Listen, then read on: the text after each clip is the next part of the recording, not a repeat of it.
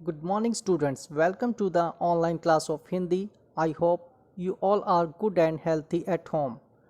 Today, we will continue with our fourth chapter, that is कविता प्रभु तुम मेरे मन की जानो, जो कि सुभद्रा कुमारी चौहान द्वारा रचित है और ये इनकी अंतिम रचना है। इस कविता में उस समय की बात की गई है जब हमारे देश में छुआछूत की समस्या सर्वोपरि थी। आज छुआछूत एक सामाजिक और दंडनीय अपराध माना जाता है। प्रस्तुत कविता में कवित्री ने भगवान के प्रति निस्वार्थ भक्ति का स्वरूप प्रस्तुत किया है। मैं अछूत हूँ, मंदिर में आने का मुझको अधिकार नहीं है, किंतु देवता यह न समझना तुम पर मेरा प्यार नहीं है। प्यार असीम अमिट है, फिर भी पास तुम्हारे आ न सकूंगी। यह अपनी छोटी सी पूजा चरणों तक पहुंचा न सकूंगी। प्रस्तुत पंक्तियों में कवित्री कहती है कि अछूतों को मंदिर में आने का अधिकार नहीं है। समाज उन्हें मंदिर में पूजा करने की इजाज़त नहीं देता। वह स्वयं को अछूत स्त्री के रूप में रखते हुए कहती है कि मुझे मंदिर आने का अधिकार नहीं है, लेकिन देवता के प्रति उनका प्यार कम भी नहीं है। उनका प्यार असीम है, जिसकी कोई सीमा नहीं है, जिसे कोई मिटा नहीं सकता, लेकिन फिर भी वे देवता के पास आने में असमर्थ है। वे अपनी छोटी सी पूजा प्रभु के चरणों तक पहुंचा न सकेगी। इसलिए इस अंधकार में मैं छिपती छिपाती आई हूँ, तेरे चरणों में खो जाऊँ, इतना व्याकुल मन लाई हूँ। मैं गरीबनी किसी तरह से पूजा का सामान जुटाती, बड़ी साध से तुझे पूजने मंदिर के द्वारे तक आती। इन पंक्तियों में कवित्री कहती है कि अपनी इस दुविधा के कारण वह अंधेरी रात में लोगों से छिपती छिपाती हुई मंदिर के लिए निकलती है, ताकि वे प्रभु के चरणों में अपनी पूजा अर्पित कर सके। वह अपनी अधीरता प्रभु को दिखाने आई है। वह गरीब है और बड़ी मुश्किल से पूजा का सामान एकत्रित करके मंदिर के द्वार तक पूजा की अभिलाषा लेकर आई है। कह देता है किंतु पुजारी, यह तेरा भगवान नहीं है।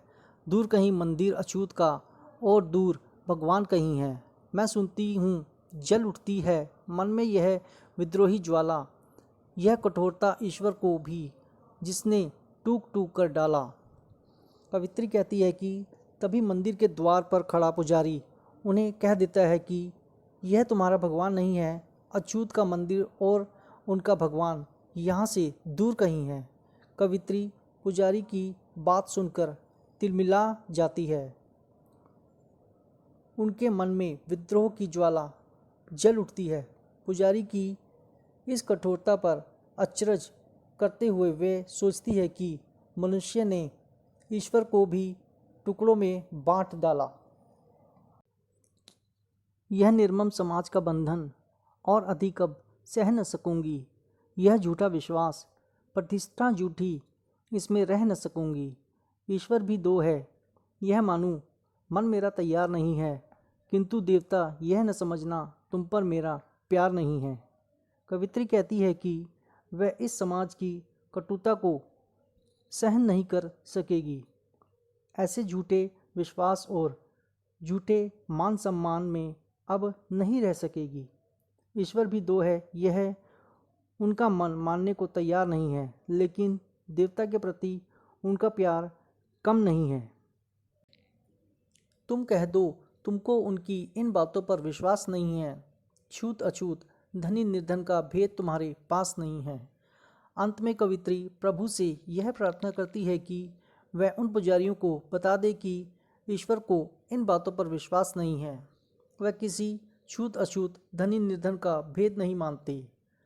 उनकी दृष्टि में सब बराबर है।